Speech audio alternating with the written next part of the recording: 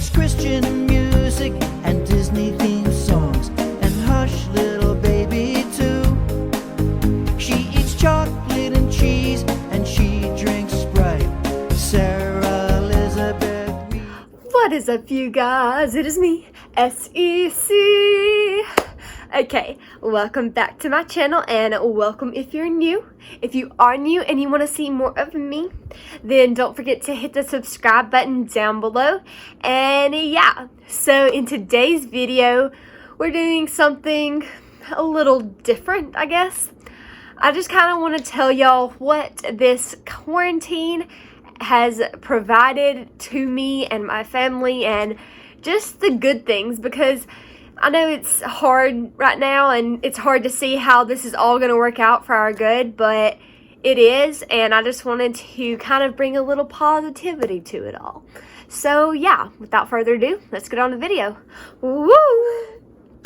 Okay, so one of the main things that I've been super duper grateful for throughout this quarantine is obviously all of our frontline workers, and it has really given me a new perspective on them. I was looking around on Mother's Day doing a couple last minute errands, and I saw so many moms having to work on Mother's Day, and I know it's kind of like really silly of me just to now realize that, but it just makes me so much more grateful for them, because they're taking their time out of their day and risking their lives to provide our groceries and to provide our food and to provide our health care. Like, they are amazing, and they're our heroes even if they're not dressed in superhero costumes. So I'm very, very grateful for them and all their service. And then another thing is all the family time we've been getting during this quarantine has been in the months mainly of April and May and a little bit of March, and during those times have been normally baseball season. And both my dad and brother umpire baseball, and they are gone most of the time, and it's been very nice to have them around and to be able to spend time as a whole entire family, and I've really appreciated the quality time we've gotten to spend together. And then the third thing is, if you remember, if you've been along with me for a little while, you'll remember last year I got to do the internship with Northeast Alabama Fellowship of Christian Athletes. And this year, I was not going to be able to, because I had my job and I just was going to be really busy during that time. But I got an email a couple months ago saying, hey, if you're interested, we're going to be doing an online internship.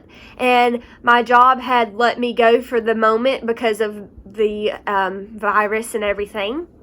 So I was like, hey, that's awesome. And I had the opportunity to become a second-year intern with Neil FCA, and I got to grow in the Lord even more and to learn how to become a better leader for Him. And I wouldn't have been able to do that and have that experience and that extra teaching because of how busy our lives can get. But because of this quarantine, I had the opportunity to do that, and I'm forever grateful for everything that I have learned through that. And then the next thing is just a break from life. I don't know how about y'all, but I am so grateful for this time that we've been given, because it is scary. It is. Don't get me wrong. It's scary to not know what's going to bring the next day. But it's so nice not to have to be running to this and to that. It gives us more time to just reflect on life and to reflect on what God has given us. This time is another thing. This time has given us, or given me at least, a very new perspective on how blessed I am and how many things He has provided for me and my family. I've had the luxury of having a roof over my head and the technology, having a phone and having a laptop and all this different technology that some people may not have. I'm so grateful for that because it's helped to keep us in contact with one another. And that brings me to my next point, and that is the technology, the ability to even be communicating with you wherever you are. I'm in my house and you're in yours, or you're on the road or in your car. I'm able to speak to you without having to be in contact. We're still getting to fellowship together without having physical contact. We're having to social distance, but we're not distancing socially. And that's the biggest thing that's been communicated through this, is just because we're not together doesn't mean we're not together.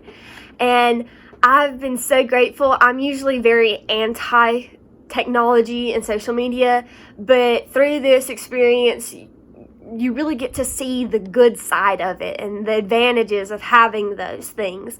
Because through FaceTime and through Zoom, we've been able to have things like the internship, and we've been able to have things still like church. We've been able to have new experiences. And then that brings me to my next thing, and that is just different. Our church theme this year is a year of increase. And my pastor kept on talking about how, usually we talk about an increase in our finances when we talk about an increase spiritually. But he was saying that it doesn't necessarily mean we have to have an increase in our finances. That's definitely great and wonderful. But it also means an increase in our faith. And this time has definitely tested our faith. And my church had a creative solution at the very beginning. So before our churches started to recently open up, we have been doing drive-in church, and my pastor has been on the roof of our pavilion, I guess. I'm not really sure what that's called, but he's been on the roof, and we've been in our cars. We've been socially distanced, but we're still together, and we've still had the ability to worship him, even though it's definitely not how we would prefer it to be. We still get to gather together. So the fact that we have been able to increase in our faith, even though we're separate, has been very appreciated by me.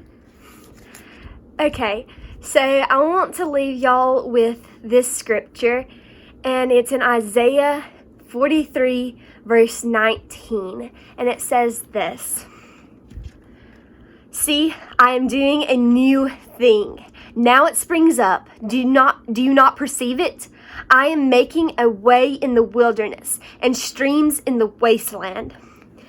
So this is saying God's doing a new thing. And many times in church, if you have been in church for a little while, you've probably heard this saying in this verse, saying, let's have a new thing.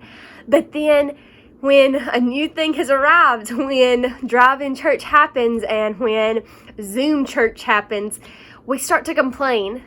And although it's not what we would choose, it's still a new thing. He said that he would do a new thing. And then in Romans 8:28, it's saying that he works all things to the good of those who love him, who are called according to his purpose. So although this may not be what we choose, God is doing a new thing, and it's going to work out for our good. And I hope that as y'all's states are slowly coming out like mine is, that you will continue to grow in your faith and trust in him.